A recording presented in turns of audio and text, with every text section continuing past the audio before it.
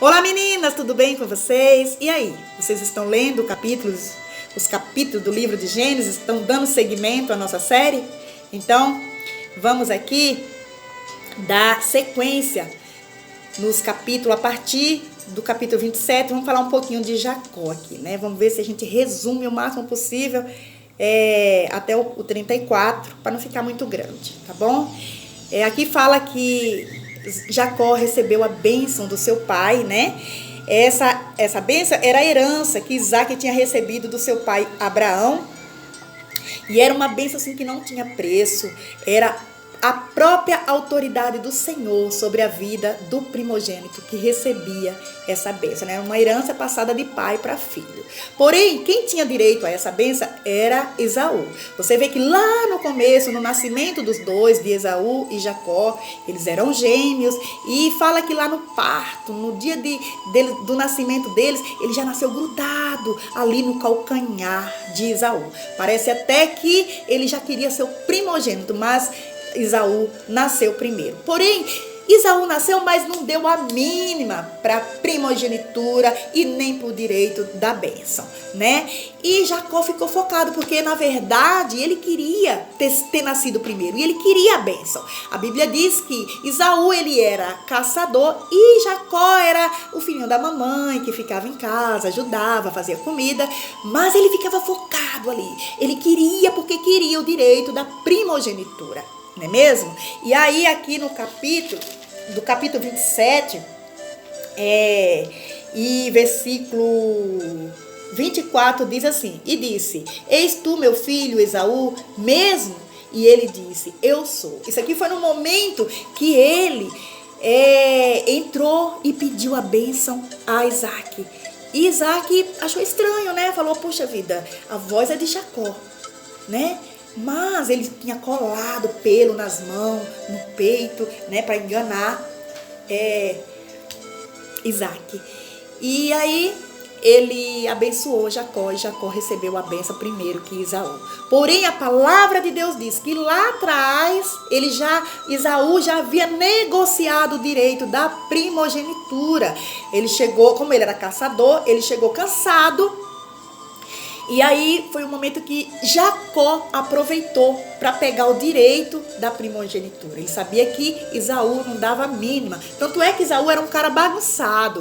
Ele era um cara que disperso, não estava nem aí para primogenitura, para bênção. Tanto é que ele nem procurou a mulher do meio do povo de Deus para casar. Casou com mulheres que deixou seu pai, sua mãe chateada, né? Diz que Isaac e Rebeca ficaram chateados com os casamentos de Esaú, né? E Jacó era mais focado, ele queria muito receber a bênção, ele queria muito o direito de primogenitura, e ele era um cara obediente, porque você vai ver no decorrer aqui da leitura que ele era um cara obediente, ele obedecia aos seus pais, né? E você vê que Deus, ele abençoa os obedientes, né? Os rebeldes só quebram a cara, mas os obedientes, o Senhor Jesus, ele vem e protege e abraça e dá vitória. Amém? Então, Esaú chegou cansado lá, e aí Jacó pensou, puxa, é o momento de eu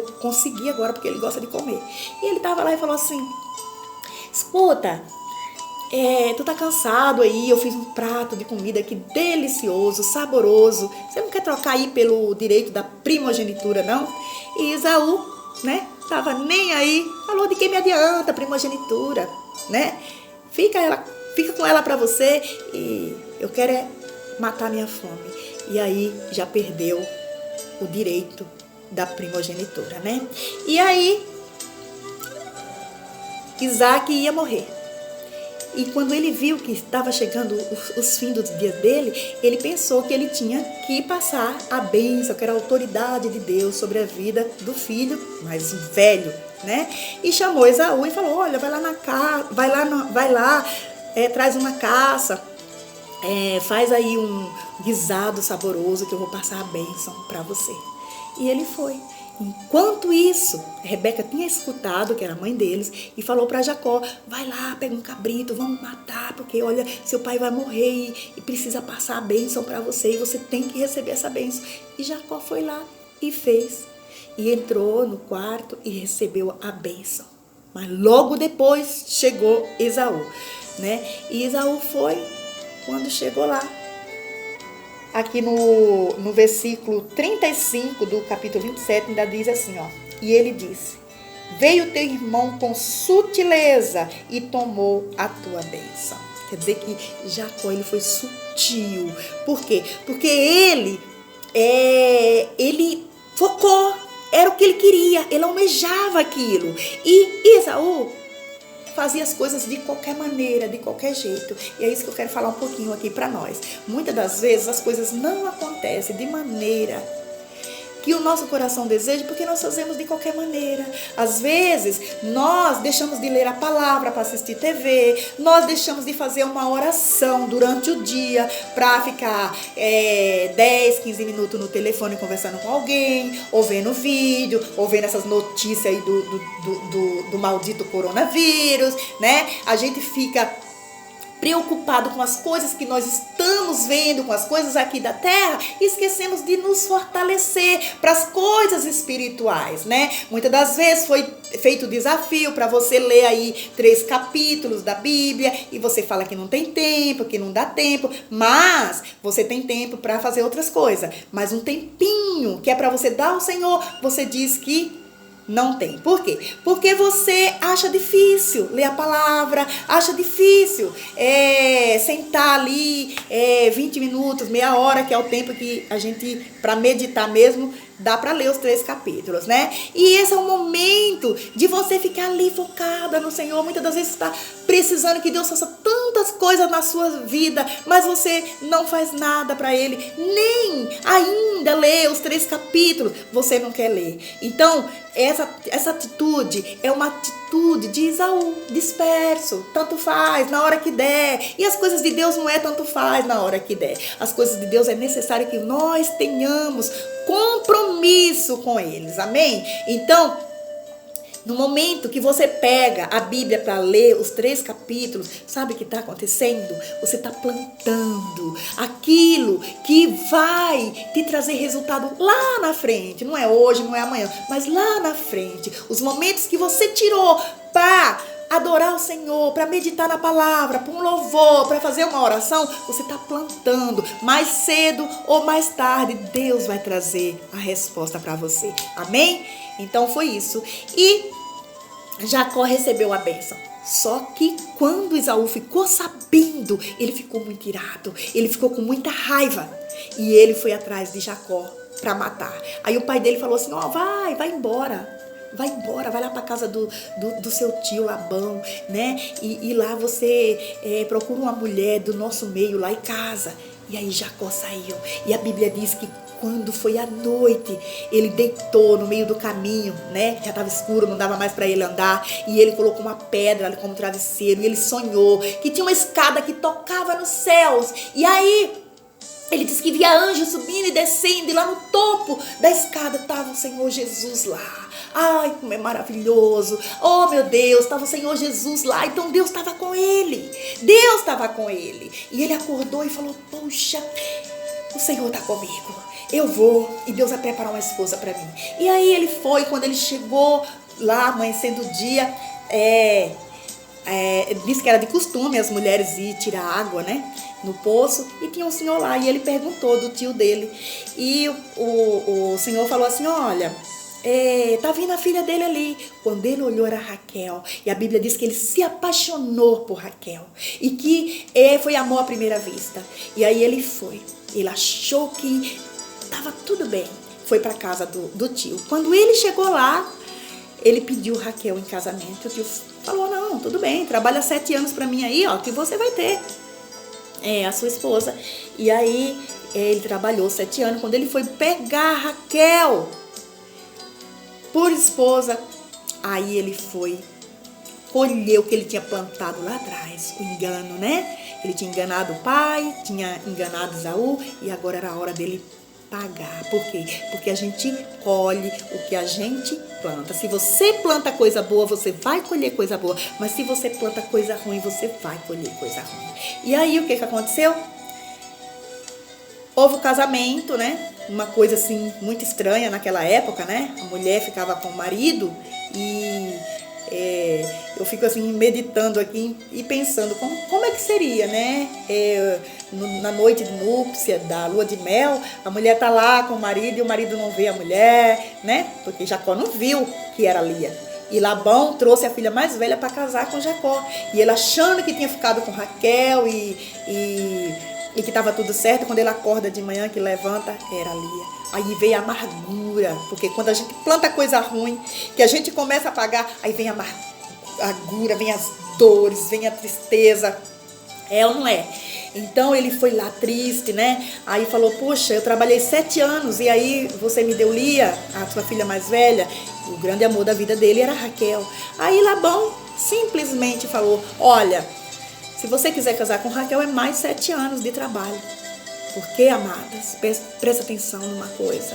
Nada que nós queremos, que é bom para nós, que para nossa felicidade, é fácil. Tudo é difícil.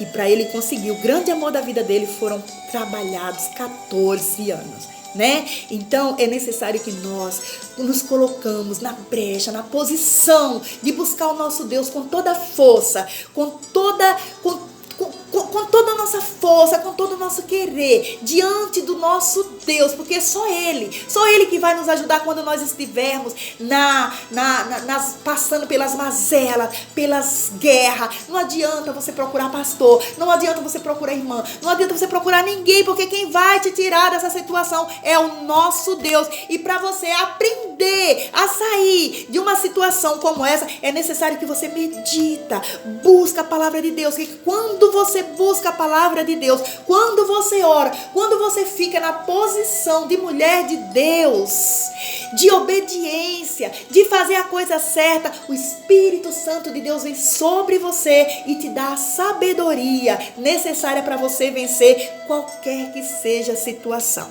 Amém? E aí ele casou com Raquel depois de 14 anos.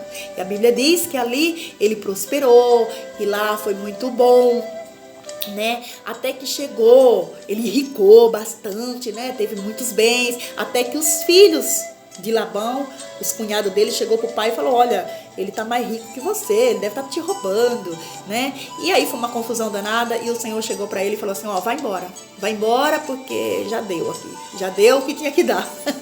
E ele catou as mulheres, os filhos e foram embora, né? Tô resumindo assim, tem muito mais para falar disso aqui, para não ficar grande, porque o ponto que eu quero é lá no Val de Jaboque, né? E aí eles chegaram lá no Val de Jaboque e montaram a tenda, né? E aí houve um monte de confusão. Raquel roubou os ídolos lá, que não era para ter roubado, trouxe a maldição pra tenda. Bom, enfim.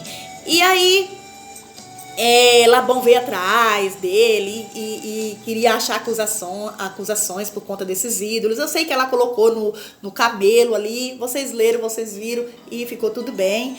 Mas faltava uma coisa. O que faltava? Faltava ele se reconciliar com seu irmão Esaú. E quando ele atravessasse aquele val, ia dar de encontro com seu irmão. Então ele mandou um recado pro irmão, preparou até presente para dar pro irmão, porque ele queria se retratar, né? Porque até ali Deus estava perto dele, mas Deus não tinha se apossado dele ainda. Ele não tinha tido ainda um encontro com Deus, né? E ali ele precisava se acertar, se retratar, pedir perdão, né, a Esaú. Mas Esaú tinha um ódio mortal de Jacó pelo que ele fez lá atrás. E aí o que aconteceu? Ele colocou todo mundo para passar pelo vale e ficou. E quando ele ficou, ele viu os anjos e ele falou, aqui tem um exército de Deus. O exército de Deus está por aqui. A palavra de Deus diz isso. E de repente apareceu um anjo e ele começou a lutar. E começou a lutar com o anjo e ali era o próprio Deus. Só que ali ele foi por tudo ou nada. Ele poderia até morrer ali. Porque a luta, a Bíblia diz que foi travada. Mas ele foi por tudo ou nada.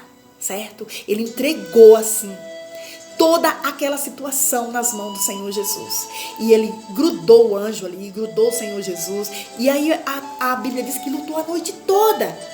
né? E aí o anjo falou assim, não, eu tenho que ir embora, já está amanhecendo o dia. Ele falou, não, você não vai enquanto você não me dá a minha bênção. E assim, amado, quando você está orando, quando você está pedindo algo ao Senhor Jesus que você não alcançou ainda, você tem que falar, Deus, eu não alcancei ainda, eu quero a libertação do meu filho, eu quero a libertação do meu esposo, eu quero, meu pai, a saúde, eu quero a cura para essa enfermidade, eu quero, meu Deus, que o Senhor resolva esse lado financeiro, eu quero, meu pai, que o Senhor venha com a sua glória, com a sua luz sobre a minha vida. Eu preciso do Senhor e eu não vou parar de orar, eu não vou parar de jejuar, eu não vou parar de fazer campanha enquanto essa bênção não vir para a minha vida, porque eu sou sua filha e eu estou buscando, eu estou plantando, amém?